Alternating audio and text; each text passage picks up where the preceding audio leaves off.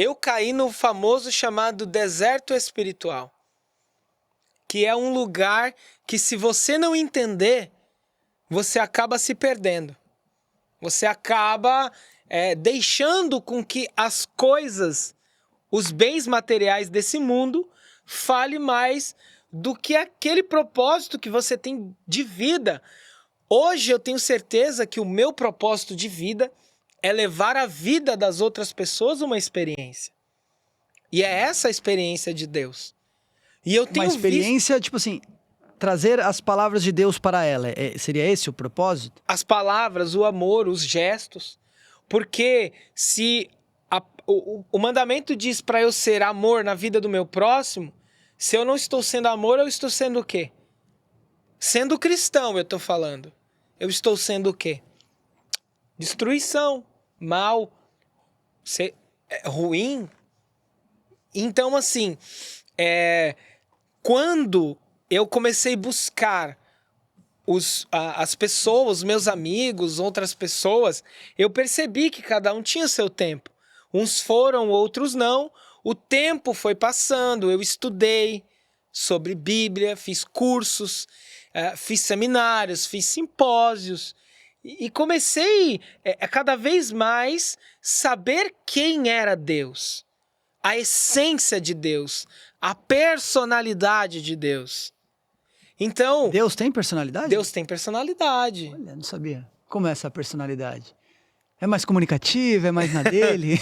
Vamos chegar lá, calma. Vamos chegar nesse ponto. E nós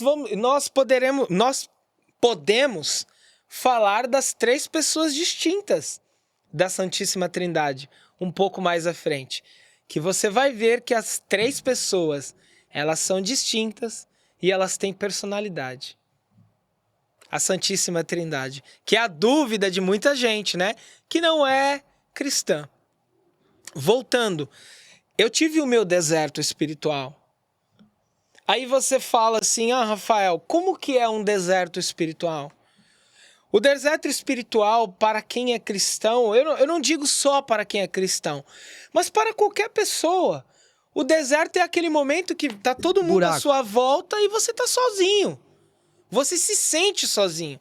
Você se sente abandonado, você se sente rejeitado, você se sente decepcionado. E eu me senti decepcionado com algumas coisas que aconteceram dentro da igreja. Só que naquele instante eu não entendi que a igreja ela é santa, porém conduzida por homens. Só que ao ponto que eu entendo isso, é um grau, um nível de maturidade que a gente não alcança da noite para o dia. Lógico. Nós chamamos de maturidade espiritual, de entender que a minha cosmovisão ela não tem que ser somente religiosa, porque o religioso ele te atrai, mas o humano ele te afasta. Só que quando eu tenho sal, o equilíbrio e entender que a igreja é santa, porque quem constituiu ela foi Jesus, que era santo, só que ela é conduzida por homens. E essa parte da condução humana que eu me decepcionei. Então eu comecei a achar que Deus não falava comigo, que Deus não atendia as minhas orações, que Deus era um ser muito distante e esquecia que me esqueceu em algum lugar. Aí que está um detalhe importante, que eu comecei a me adernar, a querer mais as coisas mundanas. Até uns dias atrás... Esse é o deserto espiritual. Esse é o deserto espiritual, meu. Quando você viu esse vazio, você começou a se apegar nas coisas materiais. Um exemplo, nessa época, eu tinha um carro muito bom, eu queria ter um carro muito melhor, fui e comprei. Eu tinha um tênis muito bom, eu queria ter um tênis muito melhor. Eu fui lá e comprei. Porque eu tinha pela empresa acesso muito fácil de viajar para fora do Brasil e comprar o melhor, o mais caro. Que aqui no Brasil era o mais caro. Lá nos Estados Unidos talvez nem tanto, mas aqui era o mais caro. Então eu comecei a me apegar aos tesouros materiais. Mas teve alguma parada que você falou assim, você tava você tava na religião, aí você teve aquele momento que você queria trazer todas as pessoas, e aí imagino que teve um momento que teve esse equilíbrio, você começou a se conectar mais com a religião. Como, trazendo para um lado mais ocidental, tá? Como teve essa regressão, assim, do tipo assim, pô, você estava num caminhar e isso mudou, assim. Isso faz parte da vida? É como se fosse ciclos mesmo? Ou teve algum momento que você falou, poxa... É o que eu estava aqui falando. Volto já nesse ponto, só para você entender Claro. Que é o deserto. E eu comecei a querer buscar as coisas materiais. Carro, tênis, rolê. E eu estava num momento que tinha muita gente bebendo, tinha muita gente conversando sobre viagem, sobre muita coisa. Me deu um estalar. O que eu estou fazendo aqui? Não é meu mundo. Puta de um carrão. Era meu. A roupa era tudo meu. Eu conquistei, eu trabalhei. Mas o que eu tô fazendo aqui? E aí isso começou na minha mente. O que eu estou fazendo aqui? O que eu estou fazendo aqui? Eu cheguei em casa, fazia uns dias, um tempo que eu nem orava, nem falava com Deus. Eu abri a Bíblia. E uma das passagens que me veio foi o exílio da Babilônia. E quando eu parei para analisar o que aquele texto tinha para minha vida, era o que eu estava vivendo. E foi meio... Você pegou esse texto, assim, ou você queria ler esse texto? Não, eu abri a Bíblia aleatória, a roleta bíblica que a gente chama. Aleatório, né? Aleatório. A roleta bíblica, abri e caiu o exílio da Babilônia.